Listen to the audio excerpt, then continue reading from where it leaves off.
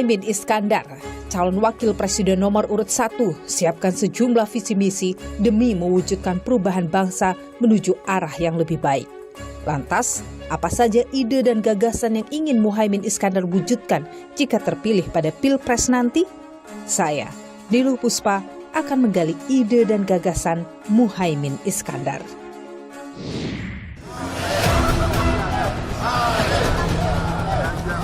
Ingin perubahan, jangan lupa nomor 1. Gus Imin, Niluh.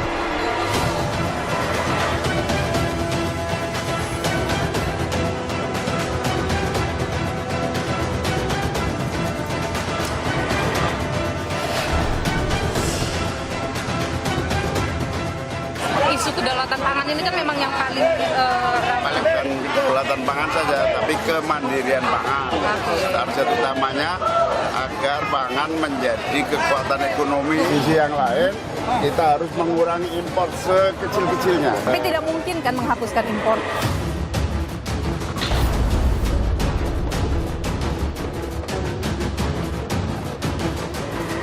Alhamdulillah, sejak reformasi Undang-Undang Dasar 1945 mewajibkan APBN kita 20% harus untuk pendidikan, tidak boleh untuk yang lain. Menghadirkan sekolah sampai ke pelosok dan menghadirkan guru yang mau masuk ke pelosok itu masih jadi tantangan. Salah satunya insentif guru di daerah-daerah yang dibutuhkan harus diberikan. Apa yang salah dari pengelolaan sistem pendidikan kita sekarang? Kalau kita bicara peta elektoral, Gus Imin ini kuat di mana, lemah di mana nih? Popularitas dan elektabilitasnya kan relatif belum premium. Saudara, Komisi Pemilihan Umum KPU RI resmi membuka masa kampanye bagi kandidat pasangan Capres-Cawapres pada tanggal 28 November hingga 10 Februari mendatang. Dan Niluh secara spesial akan mewawancarai ketiga kandidat Cawapres, saudara, untuk mengikuti agenda kampanyenya, termasuk juga di dalamnya adalah menggali ide dan gagasan mereka untuk kemajuan bangsa. Dan untuk Niluh spesial kali ini, saya berkesempatan mengikuti salah satu kandidat, yakni Cawapres nomor urut 1, Abdul Muhaimin Iskandar, atau lebih akrabnya biasa dicapa Gus Imin. Bagaimana ia punya ide dan gagasan untuk kemajuan bangsa dan bagaimana juga ia bertemu dengan masyarakat dalam masa kampanye ini, ikuti saya, saudara. Gus Imin, Niluh. Niluh, gimana kabar? Sehat. Gus Imin, saya mau ikut agenda Gus Imin hari ini untuk kampanye ke Riau ya hari ini ya. Oke, apa persiapannya ini untuk ikut kampanye hari ini? Ya, persiapan biasa semuanya kita bawa. Udah sarapan Gus Imin? Di mobil. Di mobil sarapan. Jadi selain di Riau, ada wilayah mana saja nanti di Sumatera? Riau, Padang, Surabaya, Aceh, Jakarta, Medan. Luar biasa sekali. Kita ikut ke Imin ya hari ini. Oke. Ayo, jalan kita. Jalan.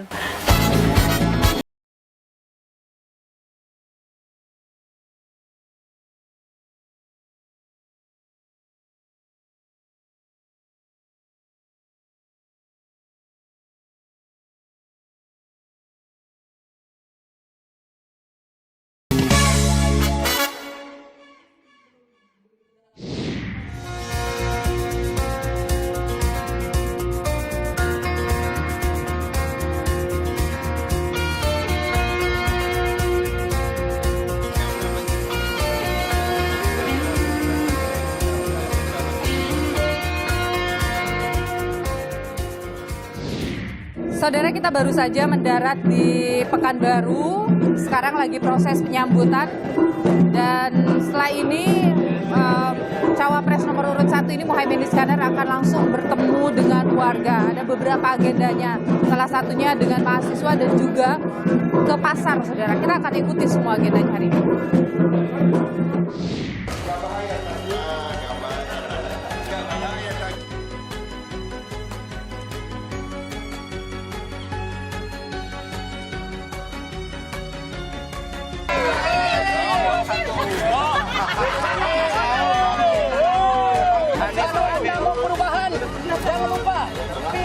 Anies Baswedan dan Muhaimin Iskandar. Kita sudah sampai di Pasar Arengka, Pekanbaru, saudara. Muhaimin Iskandar sedang berkunjung ke pasar. Kita lihat di sana bertemu dengan orang lagi. Dan ramai juga pendukungnya ikut di sini. Kita lihat apa saja kegiatannya dan apa yang kemudian dibicarakan dengan warga di Pasar Arengka ini.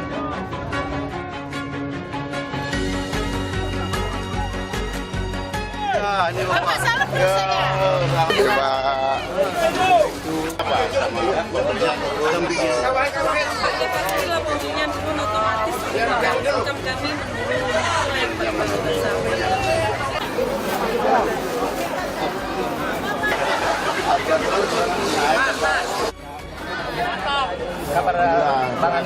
Baik, alhamdulillah.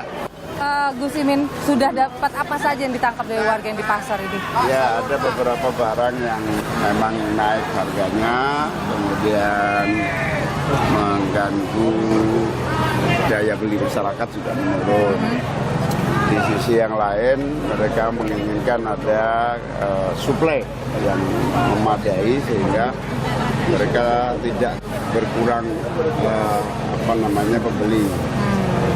Tapi sebagian masih stabil. Oke, isu kedaulatan pangan ini kan memang yang paling ramai Paling juga. utama, Paling dan utama. itu menjadi konsentrasi kami. Bukan kedaulatan pangan saja, tapi kemandirian pangan. Target utamanya agar pangan menjadi kekuatan ekonomi yang mensejahterakan petani, yang mensejahterakan masyarakat. Harga jualnya bagus buat petani, tapi harganya tidak tinggi buat rakyat.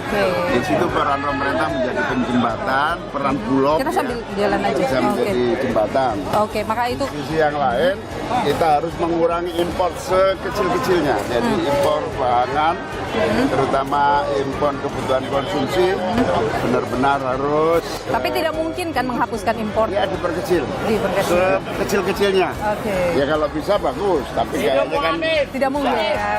Walaupun untuk perubahan satu. Muhaimin ini pedagang sayur katanya. ayo. Sini, gua sini. Ya, boleh. Pak, stop situ, Pak. Belok kanan. Stop. Kenapa menyukai Amin, pasangan Amin ini? Nih, kan ada pasnya. Ya, mantap. Ya, kenapa? Nomor satu. Pendapat dan pengalaman. Apa coba kalau Bapak? Membuktikan pengalaman Pak Anies Aha. dalam membuktikan sukses di DKI. Oke. Nah, kita butuh perubahan. Bagaimana dengan Pak Muhaimin Iskandar di mata Bapak? Sosok yang bagus. Mempunyai jiwa pemimpin yang mantap. Jiwa pemimpin. Pak Muhaimin punya jiwa pemimpin yang mantap. Menghadirkan sekolah sampai ke pelosok dan menghadirkan guru yang mau masuk ke pelosok itu masih jadi tantangan buat kita. Iya, salah satu insentif guru di daerah-daerah yang dibutuhkan harus diberikan.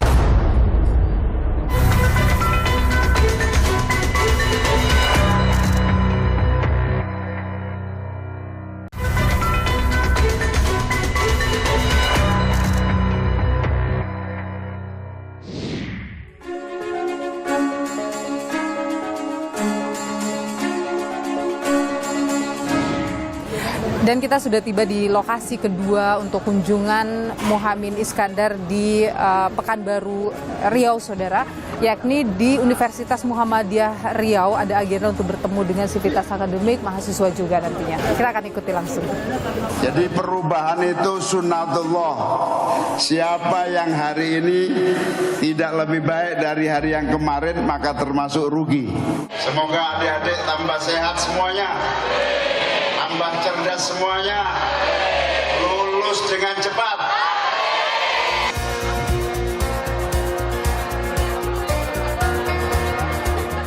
Kamu kalau memilih pemimpin, itu yang seperti apa yang dicari? Menurut saya sesuai dengan sifatnya Rasulullah ya Kak. Jujur, amanah, tanggung jawab, dan dapat dipercaya oleh semua masyarakatnya. Menurut kamu dari pasangan cawapres yang ada sudah ditentukan siapa kira-kira yang sesuai? Dan semuanya sesuai sih Kak, seperti yang Rasulullah, sifat Rasulullah, cuman saya belum bisa menentukan. Oke, nanti ya pada 14 Februari jangan lupa ya. Bagaimana sih karakter pemimpin yang dicari oleh kamu? Yang pertama itu agama.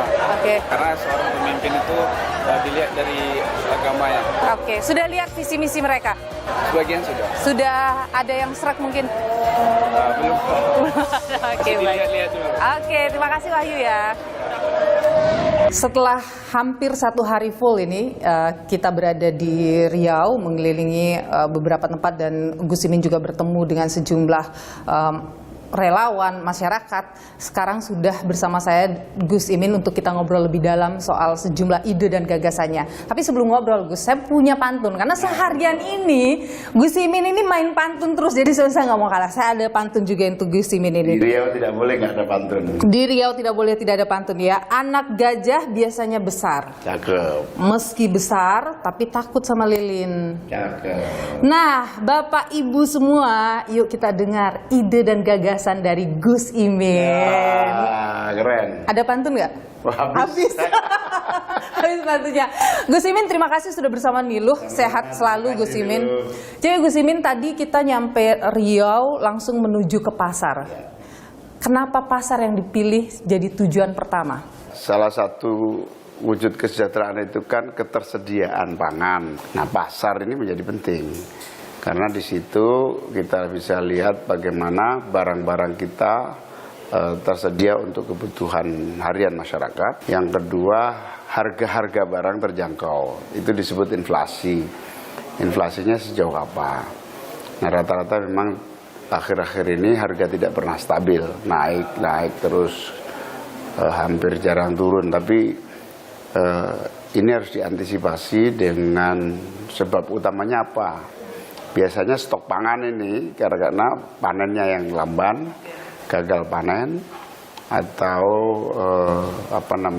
suplai barang dari berbagai daerah yang terhambat. Gus Imin begini, ketika masyarakat petani, ini kita bicara tentang petani misalnya, lagi panen banyak, tapi daya beli di situ yang kurang. Nah, apa gagasan konkret Anda untuk kemudian bisa membantu menyejahterakan petani di sisi itu tadi? Ya, kita kan punya Bulog ya, Badan Urusan Logistik, yang bisa kita perkuat lagi perannya sebagai penyangga harga. Di situ yang ingin kita kejar ke depan, ketersediaan pangan itu sekaligus harus signifikan dengan kesejahteraan petani. Nah, itu. Jadi kita nanti berusaha sekuat tenaga agar petani kita itu tugasnya hanya satu, produksi, menanam, panen. Penjualan tanggung jawab pemerintah memfasilitasi.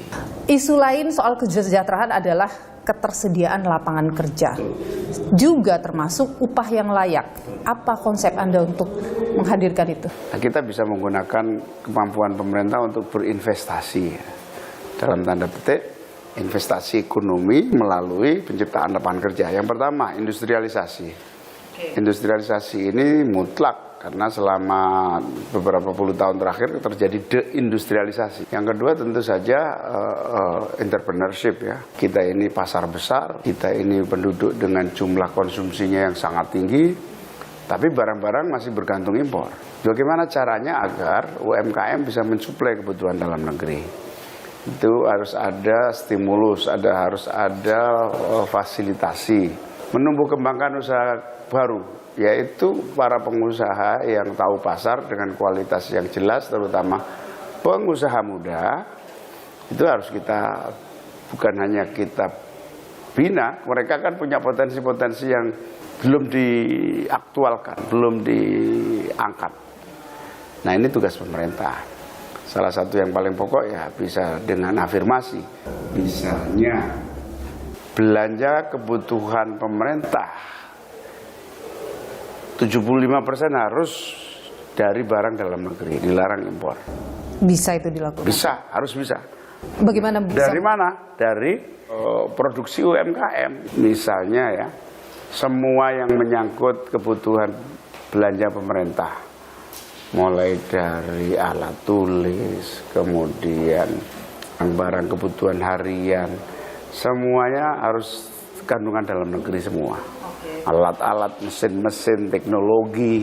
Jadi industrialisasi dan belanja dalam negeri. Belanja dalam negeri itu jadi target Anda? Target industrialisasi. Yang kedua permodalan kan. Permodalan. Nah, itu permodalan itu penting sekali. Sekarang juga KUR ada banyak diberikan. KUR masih terlampau membutuhkan syarat-syarat yang memadai. Jadi Anda akan mempermudah di sini. Mempermudah syarat, dipastikan tanpa agunan. Oke, kita sekarang mau mendengar juga gagasan Anda di sisi pendidikan. Gus Imin, saat ini anggaran pendidikan kita itu sebanyak 20% dari anggaran APBN. Betul. Tapi yang jadi masalah begini, sering sekali pemerataan pendidikan jadi hal yang selalu kita perbincangkan, tidak sampai ke pelosok-pelosok. Dalam catatan terbaru, ada 288 kecamatan itu tidak punya SMP. Ada 618 kecamatan tidak punya SMA. Kekurangan 781.000 guru di Indonesia. Apa gagasan Anda untuk pemerataan pendidikan? Ya, kita sangat yakin ya anggaran sebesar itu kalau dilakukan refocusing, efisiensi, kemudian bila perlu penambahan anggaran, itu memang prioritas yang paling pokok adalah keadilan dan kesetaraan akses pendidikan. Jadi jarak tempuh, kemudian kualitas, kemudian biaya pendidikan itu harus betul-betul kita hitung sehingga uang kita dari APBN bisa memberi insentif pendidikan swasta untuk tumbuh maju, sementara pendidikan negeri juga berjalan baik. Menghadirkan sekolah sampai ke pelosok dan menghadirkan guru yang mau masuk ke pelosok itu masih jadi tantangan buat kita. Ya, salah satunya insentif guru di daerah-daerah yang dibutuhkan harus diberikan. Anda menargetkan itu? Yes, di prioritas pendidikan itu utamanya guru. Oke, di tingkat pendidikan tinggi tentu kita bicara soal riset dan teknologi. Adakah kemudian yang Anda persiapkan untuk memperbanyak riset dan teknologi? Pasti. Jadi gini, perguruan tinggi kita, terutama produk-produk teknologi yang dibuat, itu biasanya hasil risetnya itu terbengkalai. Karena apa? Tidak match dengan order kebutuhan. Nah, harus ada kemauan politik dari birokrasi, dari pemerintah untuk menggunakan temuan-temuan riset di berbagai bidang, khususnya kampus dan khususnya lagi teknologi, untuk bisa diaplikasikan di dunia pemerintahan. Misalnya, birokrasi kita masih sangat membutuhkan teknologi services, teknologi yang menservis publik, pelayanan publik dengan menggunakan teknologi. Itu bisa mulai dari softwarenya, hardwarenya ditumbuhkan dari dalam negeri. Belum lagi konsumsi teknologi kita di tingkat nasional. Peluang untuk menjadi produsen teknologi tinggi karena pasarnya tinggi. Ya, itu yang harus kita dorong oleh pemerintah. Anda sendiri kan sebenarnya ada dalam pemerintahan juga selama ini. Apa yang salah dari pengelolaan sistem pendidikan kita sekarang? Berganti menteri, ganti kebijakan ini menjadi masalah. Istilahnya mengganti buku dan kurikulum setiap periode ganti menteri itu pemborosan yang luar biasa. Tapi perlu dicatat bahwa sebetulnya pendidikan ini terutama untuk kaum muda itu kan investasi di negara. Ya saya belajar dari banyak negara lah. Semua yang menggunakan pendidikan berkualitas dunia itu rata-rata yang menyekolahkan sebanyak-banyak warganya ke perguruan tinggi yang maju. Oke. Itu investasi. Saya ingin berpindah ke masalah kesehatan. Ini juga jadi kebutuhan mendasar di masyarakat. Gus Imin, kita ingin dengar bagaimana gagasan Anda untuk sistem pelayanan kesehatan untuk masyarakat Indonesia. Ya. Jadi BPJS sebagai revolusi pelayanan kesehatan, undang-undang yang kita buat waktu itu adalah langkah terobosan yang sangat besar ya. Bahkan cukup kontroversial waktu itu, apakah beban ini terlalu berat buat negara. Ya memang berat, tetapi nyatanya sampai hari ini kita masih kuat dan sanggup menjaga BPJS kesehatan kita. Jadi akan dilanjutkan? Harus, karena ini prestasi undang-undang yang kita buat untuk memberikan pelayanan kesehatan. Tinggal sekarang dilakukan evaluasi terhadap cara kerja, manajemen, sekaligus pelayanan-pelayanan yang diberikan BPJS. Orang sakit tidak merasa dipersulit misalnya. Atau BPJS sudah mulai juga bisa bergerak kepada penyakit-penyakit baru, misalnya gangguan mental, misalnya gitu. Karena anak muda ini kan sekarang pada banyak yang butuh healing. betul. Itu karena beban ekonomi, beban orang tua yang ekonominya berat, dia harus mengejar keterbatasan pembiayaan kuliah akhirnya. Nah itu juga butuh pendamping-pendamping. Sekarang ini gangguan mental ini bukan sakit jiwa ya. Gangguan mental ini sudah selevel dengan penyakit flu, batuk, alergi, sama. Kalau tadi ngomongin soal pelayanan kesehatan tadi, kita sering melihat melalui media sosial masyarakat di pelosok pedalaman punya puskesmas, tapi tidak ada tenaga kesehatannya, tidak ada obat-obatan yang mereka butuhkan. Bagaimana itu soal pemerataan hal seperti itu? Sama, itu tugas BPJS dan pemerintah, khususnya Kementerian Kesehatan, untuk benar-benar memberikan kebutuhan obat-obatan dengan baik. Ini mutlak itu, menurut saya harus tersedia. Tidak ada ngantri terlampau panjang untuk mendapatkan obat, tidak ngantri panjang dalam pelayanan, proses pemeriksaan dan pengobatan. Sekarang ini menarik ya, untuk tenaga kesehatan itu jumlahnya memang mengalami peningkatan 2023, tapi sebarannya ini kemudian tidak merata. Banyak tenaga kesehatan tidak mau misalnya ditempatkan di daerah pelosok. Ada apa yang akan bisa mungkin dalam bayangan Anda kita lakukan untuk merangsang orang mau ini ke wilayah-wilayah pelosok? Ya harus dipaksa memang. Harus dipaksa. Harus dipaksa. Paksanya dalam konteks bagaimana ya? Harus ada sistem karir yang mewajibkan untuk distribusi, dipaksa melalui reward. Orang yang ditempatkan di daerah terpencil itu mendapatkan insentif yang memadai, pasti berebut. Kesejahteraan mereka berarti mereka berbeda dengan yang tidak di daerah jauh atau yang sulit. Oke. Saya masih ada isu lain lagi, isu sosial dan politik. Ini yang kemudian menarik. Masyarakat adat, Gus Imin, apa konsep Anda untuk menjaga mereka? Nah,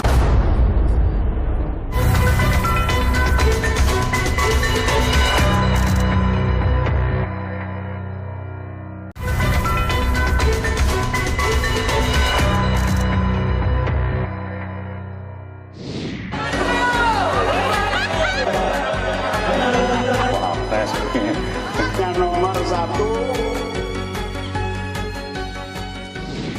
Ini masalah masyarakat adat ini jadi sorotan. Konsep Anda untuk menjaga masyarakat adat, karena sekarang masyarakat adat banyak dianggap kehilangan hak-haknya, sampai mereka kemudian harus berhadapan dengan konflik agraria. Apa konsep Anda untuk menjaga mereka? Nah, undang-undang kita yang baru soal perlindungan masyarakat adat ini harus terus diimplementasikan menjadi kebijakan konkret dalam peraturan pemerintah yang menyiapkan untuk perlindungan masyarakat adat. Pokok pangkal pertama memang konflik agraria. Muncul akibat pemerintah memberi ruang kepada satu pihak, yaitu pengusaha.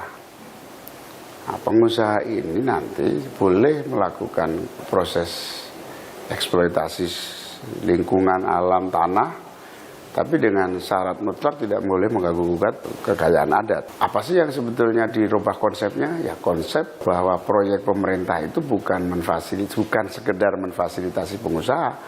Proyek pemerintah itu mengatasi masalah rakyat. Nah, kita harus meletakkan masyarakat adat ini menjadi prioritas masalah yang harus diatasi oleh pemerintah. Nggak ada alasan untuk pemerintah memaksakan proyek pemerintah atau proyek swasta yang mengganggu masyarakat adat. Jadi Anda punya komitmen untuk melindungi mereka? Wajib, karena utamanya tempat tinggal mereka, tanah mereka. Tanah terutama, hak-hak agrarianya, kemudian hak lingkungan produktifnya, yang ketiga budayanya harus kita jaga. Karena mereka penting sekali. Karena mereka sangat bisa menjaga alamnya. Aneh orang itu cawapresnya nomor 2. Gus Imin, negara kita kan negara yang sangat majemuk masyarakatnya ya. masalah politik sering menjadi pemicu terjadinya pecah belah. Bagaimana komitmen Anda soal itu? Ya, tentu selagi urusan SARA itu kebinekaan ini terjaga, ya konflik itu akan pada konflik kepentingan atau konflik yang bersifat kompetitif belaka, tidak melibatkan masyarakat. Jadi politik ini harus digeser dari mengadu domba masyarakat menjadi politik yang memberi stimulan masyarakat untuk berpartisipasi secara lebih baik, lebih optimal, lebih maksimal berpartisipasi dalam politik. Dalam hal ini boleh saja kompetisi sekeras apapun terjadi, tapi jangan mengeksploitasi, menyerang lawan dengan isu SARA. Nah, ketika konflik pemilu itu terjadi, itu kita harus betul-betul waspada. Misalnya aparat penegak hukum harus netral, semuanya harus netral lah. Supaya apa? Kalau netral itu konflik yang non SARA itu nggak terlalu masalah. Oke. Anda melihat sekarang sudah semuanya nampak smooth, netral? Belum, kita harus hati-hati, waspada, dan ingatkan semua pihak, terutama aparat penegak hukum untuk tidak. Anda melihat ada gelagat tidak netral? Saya belum menemukan itu, tapi kita harus terus teriakkan itu karena misalnya Pak Prabowo bolak-balik ngomong saya didukung oleh Presiden. Nah itu kan indikasi bahwa menarik-narik netralitas gitu. Menurut saya Presiden tidak boleh diklaim oleh satu kontestan. Presiden itu punya semua orang, Presiden harus negarawan yang bisa mengayomi semua anak bangsa, pemimpin-pemimpin bangsa, yang dengan demikian maka Presiden akan menjadi kepala negara dan pemerintahan yang disegani. Baik, Gus Imin, saya juga ingin membicarakan soal infrastruktur. Kita tahu ya sekarang bahwa masalah infrastruktur ini sering sekali belum merata, masih terpusat di Jawa misalnya, gitu. Meskipun sekarang pemerintahan yang sekarang mencoba untuk melakukan pemerataan pembangunan, tapi Anda akan melanjutkan itu? Harus. Infrastruktur itu kan seperti oksigen, kebutuhan yang tidak bisa dielakkan. Harus tersedia. Tapi apa yang Anda ingin perbaiki? Pertama, yang paling pokok infrastruktur itu fasilitas jalan untuk transportasi publik. Oke. Negara-negara maju itu bisa mensuplai kebutuhan transportasi publik lebih banyak, lebih baik, lebih sehat, lebih aman. Itu kemudian mengurangi transportasi pribadi. Oke, dan itu harus dilakukan di semua wilayah Indonesia? Semua wilayah Indonesia, terutama connecting antar wilayah. Ini satu lagi, supaya logistik kita mudah terpenuhi, kemudian jalur logistiknya murah, ya laut harus dimanfaatkan. Dulu ide tol laut itu pada dasarnya ide bagus, tapi kok belum terlaksana. Oke. Jadi Anda sendiri apa punya program untuk? Ya, laut harus dimanfaatkan betul untuk sarana transportasi yang murah untuk lalu lintas logistik, murah untuk lalu lintas mobilitas orang, dan memfasilitasi kegiatan ekonomi dengan biaya yang murah. Terakhir kita bicara soal isu lingkungan. Gus Imin, beberapa waktu lalu suhu rata-rata secara global itu mencapai 2 derajat Celcius lebih panas. Dan itu untuk pertama kalinya dalam catatan sejarah kita dibanding dengan suhu periode praindustri, itu tahun 1850 sampai 1900 ya. Indonesia ini harusnya bagaimana mengambil peran untuk mengatasi masalah pemanasan global ini? Ya, yang pertama tentu Indonesia ini punya peluang mendapatkan kerjasama dengan semua negara, forestrasi ya, penghutanan kembali, dan penghijauan sumber-sumber oksigen dunia dari kenaikan suhu yang terus-menerus, dari emisi yang berkembang. Kita harus bekerja keras, banyak aspek-aspek yang kita harus atasi. Yang pertama, transisi dari mengandalkan energi berbasis fosil ke energi terbarukan. Energi terbarukan ini sustainabilitasnya lebih panjang, bagus, sekaligus harganya lebih murah. Bagaimana langkah konkret Anda kira-kira untuk bisa transisi energi tadi? Ya, kita mulai memberikan kemudahan investasi ya kepada investasi, kemudahan investasi untuk teknologi baru. Yang kedua, regulasi yang memungkinkan dan membatasi penggunaan energi fosil itu yang merusak lingkungan. Lalu kita juga membatasi kadar polusi yang ada. Sekarang ini bukan lagi climate change, perubahan iklim, tapi sudah krisis lingkungan. Oke, Anda yakin itu bisa dilakukan? Yakin, karena kita... Target Anda berapa tahun tuh? Kalau misal Anda terpilih 2024? Ini memang harus ada investasi juga oleh pemerintah. Untuk dari anggaran untuk membuat infrastruktur penggunaan transisi energi terbarukan.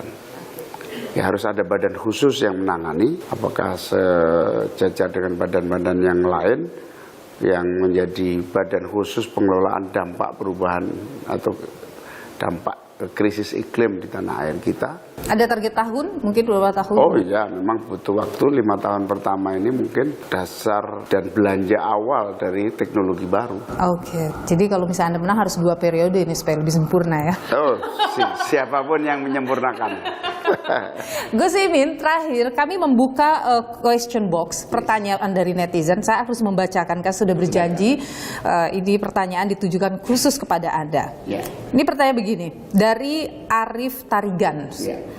Bersediakah Anda menggait capres dan cawapres lain dalam kabinet apabila Amin menang? Ya, itu mah kebutuhan ya, kebutuhannya 2. Yang pertama, pemerintahan yang menang harus memiliki dukungan 51% di DPR.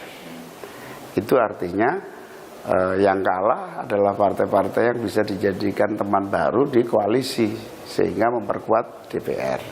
Yang kedua, ya pemilu itu kan kompetisi yang pasti panas, tapi ujungnya sebagai bangsa yang penuh semangat menjaga persatuan, ya harus rekonsiliasi. Nah, rekonsiliasinya apa? Ya bergabung. Oke, jadi Anda membuka peluang Pasti. dari lawan politik Anda untuk bergabung dalam kabinet nanti.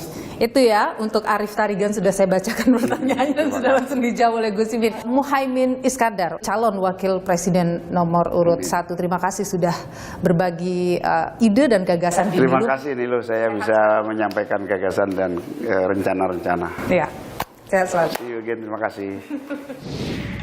Bung Yohan, kalau kita bicara peta elektoral, Gus Imin ini kuat di mana, lemah di mana nih?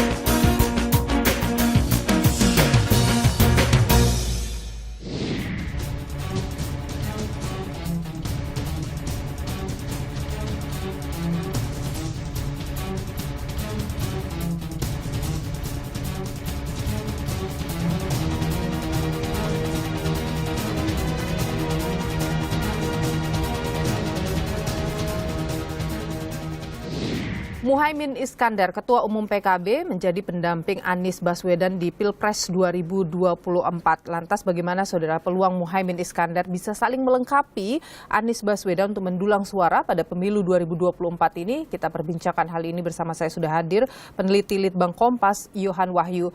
Bung Yohan, terima kasih sudah bersama Nilu, sehat selalu. Ya, sehat selalu Nilu, terima kasih. Ya, Bu Yohan, minggu lalu ini kami ikut giat dari Caimin ya, atau sekarang akrabnya disapa Gus Imin begitu di wilayah Sumatera. Kalau Anda sendiri melihat bagaimana sih sebenarnya peluang Muhaimin Iskandar di Sumatera? Ya, kita tahu salah satu basis dari pemilih Anies itu kan di Sumatera ya, salah satunya Sumatera Barat ya. Kalau kita merilis 17 survei dan mungkin survei Kompas yang terakhir di Agustus itu, porsi pemilih di Sumatera Barat itu memang sebagian besar menjadi perebutan antara Pak Anies dan Pak Prabowo. Kita tahu 2014 dan 2019 di Sumatera, sebagian besar Sumatera itu memang Pak Prabowo cukup dominan, dan itu kemudian menjadi limpahan suara yang cukup signifikan bagi pasangan Anies dan Muhaimin. Dengan latar belakang Nahdlatul Ulama berbasis Islam tradisional yang notabene dibagi sebagian besar Sumatera itu juga pendekatan pemilih-pemilih Islam juga ikut dominan, ini juga sedikit banyak memberikan kesempatan dan peluang bagi Gus Muhaimin untuk menarik simpati, perhatian pemilih gitu ya. Oke, kira-kira dia mampu mencuri perhatian semua kalangan, Bung Yohan, termasuk orang usia atas sampai dengan anak muda? Iya, dari sisi komunikasi politik yang dia lakukan, terutama di sosial medianya ya, beberapa konten-konten yang dilakukan, misalnya seplet Kusimin gitu ya, dengan mendatangkan anak-anak muda. Kalau Pak Anies kan segmennya dia bikin kemudian misalnya Desa Anies misalnya, itu kan bagian dari upaya mereka mendekati pemilih-pemilih muda, mendekati pemilih yang dengan cara gestur yang juga disukai oleh pemilih ya, terbuka, dialog bebas, itu kan komunikasi yang terbuka. Saya pikir ya, semua pasangan pasti akan melakukan itu gitu. Tapi menariknya Gus Imin ini kita tahu dari gaya-gaya komunikasi politiknya kan cenderung santai, bahkan sedikit banyak humor gitu ya. Bagaimana dengan kalangan NU? Apakah Gus Imin punya kekuatan yang besar untuk menggait suara pemilih NU ini? Pemilih Nahdliyin itu kan juga punya referensi sendiri. Tapi kedekatan emosional, rekam jejak, ya, apalagi kemudian sebagian besar mengatakan Gus Muhaimin ini memiliki darah biru, itu sedikit banyak menjadi sosial kapital bagi Gus Muhaimin ya, untuk kemudian relatif lebih banyak simpatinya itu ada kedekatan emosional itu dari teman-teman pemilih Nahdliyin gitu ya. Tentu salah satu faktor yang juga untuk memperkuat itu adalah infrastruktur partai. Sebagian besar pengurus PKB itu ya orang NU gitu ya. Sebagian besar orang itu NU jadi modal besar bagi PKB itu juga NU gitu ya. Oke.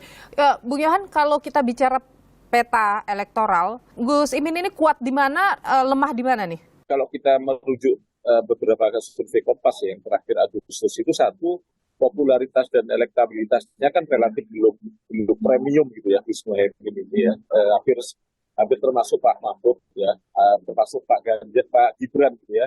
Tapi di satu sisi kalau kita lihat Jawa Timur dan Jawa Tengah ini menjadi basis yang potensial yang bisa digarap Gus Muhaimin dengan pendekatan kultural sekaligus pendekatan struktural PKB. Dan infrastruktur PKB ini kan sebenarnya juga menyatu dengan kultural Nahdliyin gitu ya. Jadi ini yang menjadi basis kuat. Sementara di luar Jawa ini yang menjadi PR Jawa dan mungkin sebagian Jawa Barat dan Banten ya, yang mungkin secara kultural agak berbeda gitu ya. Tapi di luar Jawa kalau kita lihat pemilih Pak Anies itu relatif merata, meskipun tidak begitu kuat gitu ya. Tapi meratanya pemilih ini juga menjadi sosial kapital juga. Artinya kelemahan Pak Muhaimin satu sisi bisa ditutupi oleh Pak Anies, sementara kelemahan Pak Anies juga bisa ditutupi oleh kekuatan dari Gus Imin, terutama di Jawa Tengah dan Jawa Timur. Bung Yohan, kalau Anda sudah membaca juga visi misi yang dimiliki oleh pasangan Amin ini, Anda bagaimana melihat visi misi itu? Apakah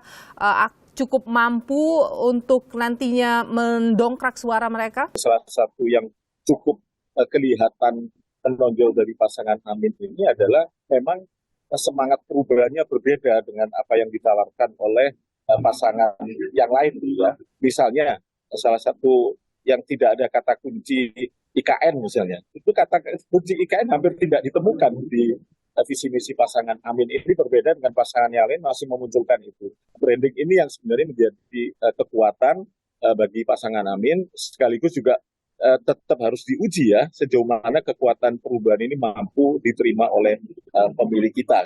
Baik, Bung Yohan Wahyu, peneliti Litbang Kompas. Terima kasih sudah berbagi pandangan di Nilu. Sehat selalu, Bung Yohan. Terima kasih, Nilu. Muhaimin Iskandar, Ketua Umum Partai Kebangkitan Bangsa, memiliki perjalanan panjang di dunia politik. Ia mengawali karirnya sebagai seorang aktivis. Dan berikut saudara, kami hadirkan sepak terjang seorang Muhaimin Iskandar.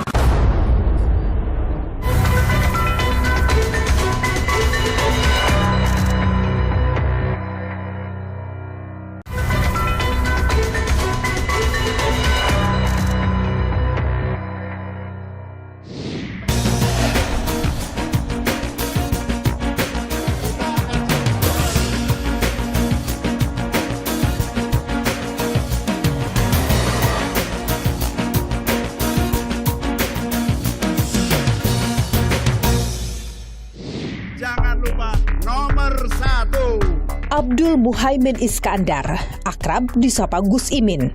Namanya kian menjulang di perpolitikan tanah air pasca resmi menjadi pendamping Anies Baswedan di gelaran Pilpres 2024. Anies dan Muhaimin menjadi pasangan calon presiden dan wakil presiden pertama yang mendaftar ke KPU 19 Oktober 2023. Siapa dan bagaimana sosok Muhaimin Iskandar? Pria kelahiran Jombang 24 September 1966 ini besar di lingkungan pesantren. Setelah menyelesaikan sekolah menengah pertama di Jombang, ia merantau ke Yogyakarta untuk melanjutkan sekolah menengah atas hingga meraih gelar sarjana di Universitas Gadjah Mada. Gus Imin lalu menyelesaikan studi magister komunikasi di Universitas Indonesia tahun 2001.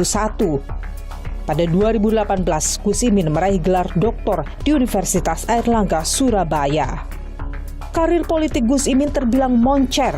Keponakan Presiden keempat RI Abdurrahman Wahid alias Gus Dur ini memimpin Partai Kebangkitan Bangsa PKB sejak 2005 hingga kini. Sepanjang karirnya, ia menduduki sejumlah posisi penting. Gus Imin pernah menjadi Wakil Ketua DPR RI termuda saat usianya 33 tahun pada periode 1999 hingga 2004. Lalu, ia kembali menduduki posisi yang sama pada periode 2019 hingga 2024. Ia juga pernah menjadi Wakil Ketua MPR RI selama 1 tahun pada 2018 hingga 2019. Di pemerintahan, Gus Imin pernah menjabat Menteri Tenaga Kerja dan Transmigrasi pada 2019 hingga 2014.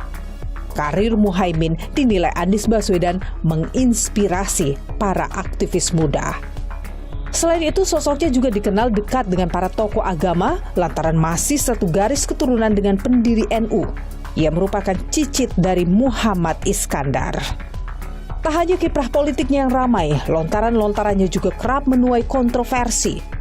Seperti pada Maret 2022 silam, ia sempat melontarkan pernyataan terkait penundaan pemilu 2024. Oleh karena itu, dari seluruh masukan itu saya mengusulkan pemilu tahun 2024 ditunda 1 atau 2 tahun agar momentum perbaikan ekonomi ini tidak hilang dan kemudian tidak terjadi freeze untuk mengganti stagnasi selama 2 tahun masa pandemi. Upaya Gus Imin mencalonkan diri dalam pemilihan presiden bukan kali ini saja. 2019 lalu, baliho yang memperlihatkan namanya tersebar di beberapa daerah seperti di Kalimantan Timur dan Banten. Baliho serupa juga kembali terlihat pada 2021 lalu dengan tulisan The Next President. Sempat diisukan akan menjadi bacawa pres Prabowo Subianto, kini Gus Imin mantap melangkah bersama rekan satu alma maternya di Universitas Gadjah Mada, Anies Baswedan. Pasangan Amin, Anies Muhaimin siap berlaga di Pilpres 2024. Memilih sosok pemimpin bukan hal yang mudah. Harus berani melihat rekam jejak, menelaah visi misi, dan menganalisa ide serta gagasannya. Karena siapa yang kita pilih akan jadi sandaran bagi kesejahteraan dan kemajuan bangsa 5 tahun ke depan. Ikuti terus informasi perkembangan pemilu 2024 hanya di Kompas TV, independen, terpercaya. Saya, Niluh Puspa, sampai jumpa.